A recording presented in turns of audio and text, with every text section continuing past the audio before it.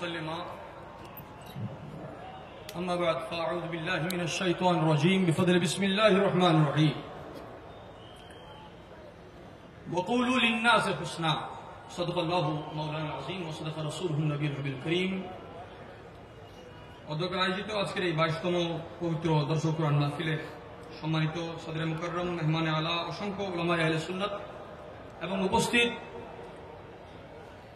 আশিকানে খুদাবন্দি মুহিব্বান রাহমাতুল্লিল আলামিন আসসালামু আলাইকুম ওয়া রাহমাতুল্লাহি ওয়া বারাকাতুহু।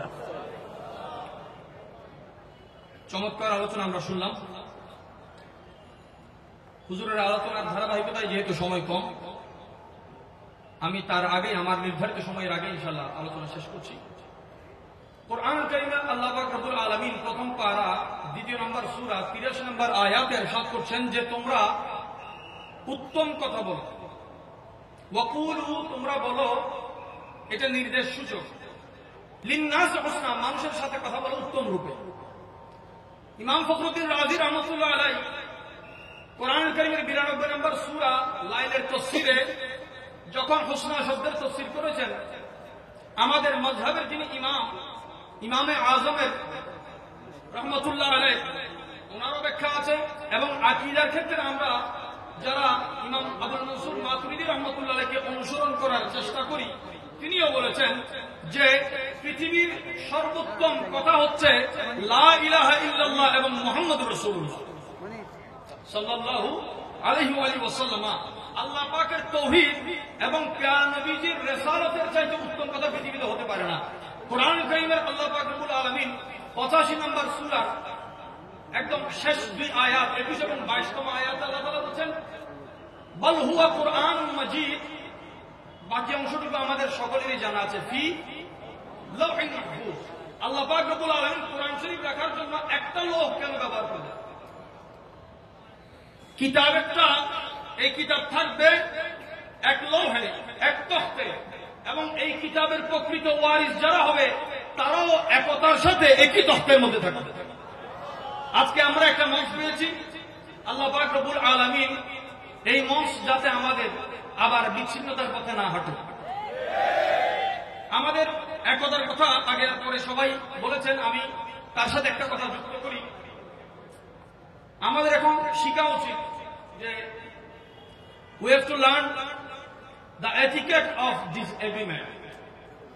আমরা মতপার্থক্যের ইখতিলাফের যে আদাবগুলো আছে, ইমাম আযমের ছাত্র ইমাম আবু ইউসুফ, যার ইলমের উপর तमाम কিয়ামত পর্যন্ত হানাফি মুস্তাহিদ উলামা সব মাশায়েখে কেরাম কুরবান, ওনাকে জিজ্ঞাসা করা হলো আপনি ইমাম আযমের সোহবত থেকে ইলম হাসিল করেছেন, আবার অনেক মাসালায় দেখা যায় ইমাম আযমের সাথে আপনি ইখতিলাফ করেছেন। বলে আমি ওনার সাথে ইখতিলাফ করি নাই। বলে ইখতিলাফ না করলে এই মাসালায় আপনার এক অভিমত, ওনার এক অভিমত, দুই ধরনের কেন? বলে ইমাম আযমকে আল্লাহ যেই নজর দিয়েছেন আমি আবু ইউসুফের নজর সেই পর্যন্ত পৌঁছাই না। এটা আমাদের ওস্তাদ শাগির্দের ইখতিলাফ নয়, বরং নজরের ইখতিলাফ।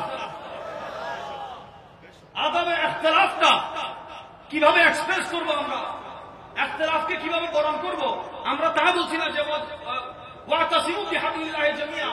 একত্রিত হওয়ার অর্থ ইসলাম এবং শিরক একত্রিত হওয়া নয়, একত্রিত হওয়ার অর্থ ঈমান এবং কুফর একত্রিত হওয়ার নয়।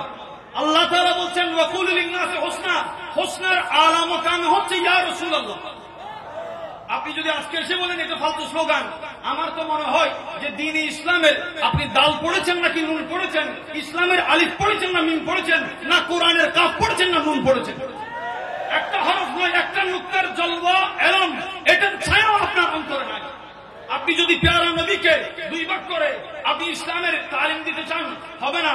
কারণ আমরা দেখেছি নবীজির জাহিরি হায়াতে আল্লাহু আকবার জিহাদ এবং মুজাহিদের, জিহাদের ময়দান এবং মুজাহিদদের একটা স্লোগান ছিল, কিন্তু আমার নবীর ইন্তেকালের পর যে ভণ্ড নবীদের, নবী তো ভণ্ড হয় না, সবসময় ভণ্ড হয় আসলের, যার আসল নাই তার নকল হয় না।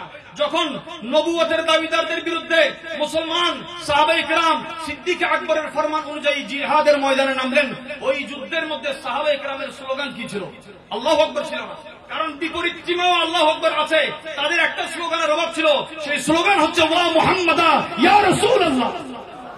রাসূল করিম সাল্লাল্লাহু আলাইহি ওয়া সাল্লামের সেই আদর্শ অনুযায়ী আমরা যদি এক পথে এক মতে না আসতে পারলেও যে হুজুর বললেন যে মত পার্থক্যে মানা যায়, মত পার্থক্য মানা যায় না।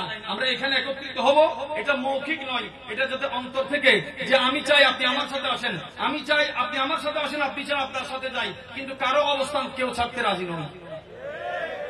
রব্বুল আলামিন দেখেন, আখির কথা বলে শেষ করছি, বল হুয়া কোরআনুম মাজিদ, কোরআন লিখতে কাফ। এই কোরআনটা কোথায় আছে? ফি, একটু উচ্চারণ আমাকে একটু শব্দ দিয়ে সহযোগিতা করবেন। ফি, এত মানুষ, এত মানুষের আওয়াজ, আমাদের তো আর 15 লক্ষ মানুষের দরকার নেই। মানুষ বলা হয় যার মান আছে, হোশ আছে। যার ইমানে নবী নাই তার মান কই আর হোশ কই? মান এবং হোশের সাথে মানুষ।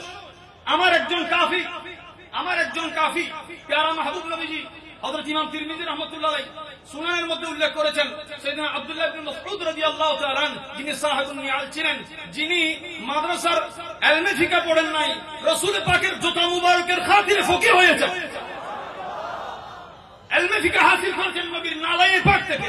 আপনি আজকে নালায়ের বিরুদ্ধে ফতোয়া দেন, আর যেই নালায়ে পাক থেকে ইলম জাহির হয়েছে, ইলম কেন জাহির হবে না? আল্লাহ কোরআনকে লৌহে রেখেছেন, কোরআনের কাফ এবং লৌহের লাম এই দুইটা একত্রিত করলে হয় কুল।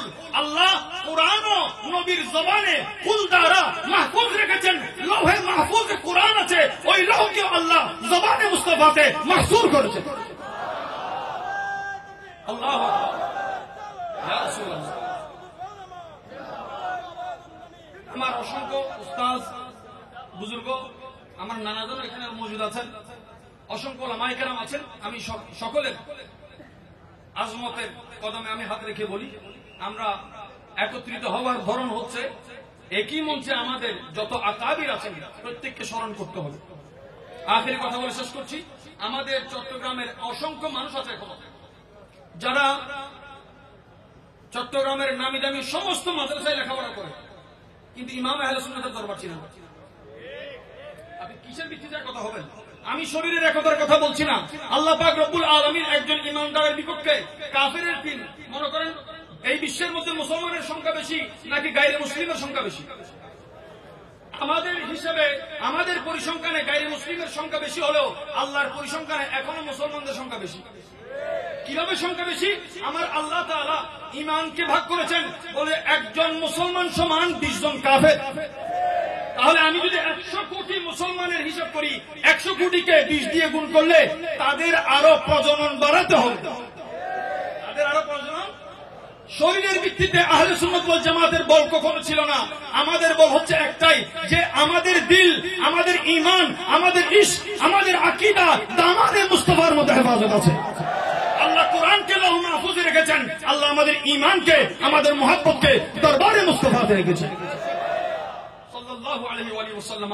আল্লাহ পাক রব্বুল আলামিন ওই হোসনার জলওয়াতে আমাদেরকে আসমাল হোসনার বরকতে কবর হাসর সহ প্যারা নবীর দামানে ওয়াফাদার হিসেবে কবুল করুক। একতার সাথে, মত পার্থক্যের আদাবের সাথে আল্লাহ তাআলা আমাদেরকে এই জায়গায় মজবুত থাকার, মজবুত রাখার ইস্তেকামত আল্লাহ পাক দান করুক। সুবহান রাব্বিকা রাব্বিল ইজ্জাতি আম্মা ইয়াসিফুন ওয়া সালামুন আলাল মুরসালিন ওয়াল হামদুলিল্লাহি রাব্বিল আলামিন। আসসালামু আলাইকুম ওয়া রাহমাতুল্লাহি ওয়া বারাকাতুহু।